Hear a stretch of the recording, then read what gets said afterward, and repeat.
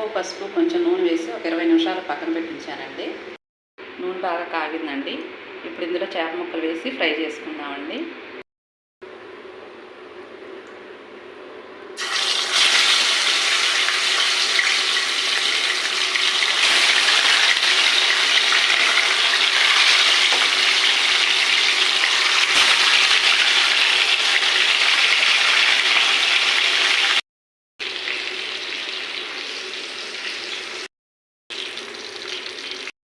ముక్కల్ని రెండో వైపు కూడా చక్కగా ఫ్రై అవనిద్దామండి. చేపల ఫ్రైకి ఒక 5 ఉల్లిపాయలు చిన్నవి ఇలా పేస్ట్ పట్టించుకున్నానండి. ముక్కలు బాగా ఫ్రై అయిపోయానండి. ఇప్పుడు ఇవి తీసి పక్కన పెట్టుకుందామండి.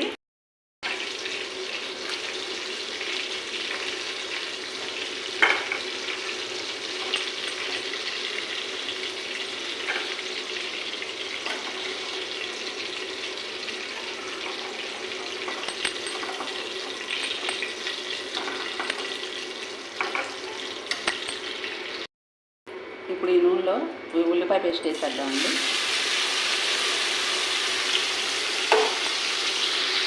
ఈ నూనెలో ఉల్లిపాయ పేస్ట్ వేసుకుందామండి.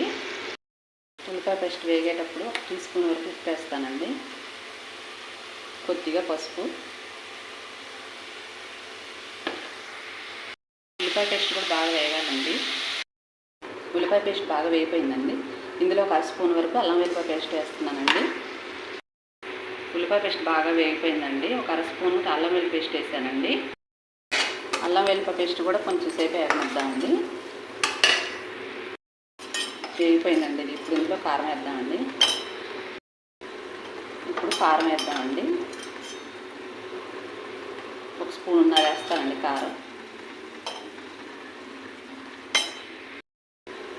ఇప్పుడు కారం వేద్దామండి. 1 స్పూన్ వేస్తానండి కారం. ఇప్పుడు ఇందులో 1.5 స్పూన్ వరకు కారం వేస్తానండి. కొంచెం ధనియాల పొడి, కొద్దిగా గరం మసాలా పొడి అండి, కొంచెం జీలకర్ర పొడి వేస్తున్నానండి. కొద్దిగా ధనియాల పొడి, కొద్దిగా గరం మసాలా అండి, కొంచెం జీలకర్ర పొడి వేసాను.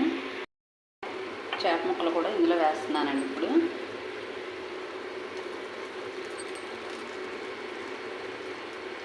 ఇది మొత్తం చేప ముక్కలు పట్టేటట్టు ఒక 5 నిమిషాలు స్టవ్ మీద ఉంచుతానండి. కరివేపాకు కొత్తిమీర వేసానండి. ఒక 2 నిమిషాల నుంచి స్టవ్ ఆఫ్ చేద్దామండి. కరివేపాకు కొత్తిమీర వేసానండి. ఒక 2 నిమిషాల నుంచి స్టవ్ కట్టేద్దామండి. నేనైతే చేపల ఫ్రై ఇలాగే చేస్తానండి.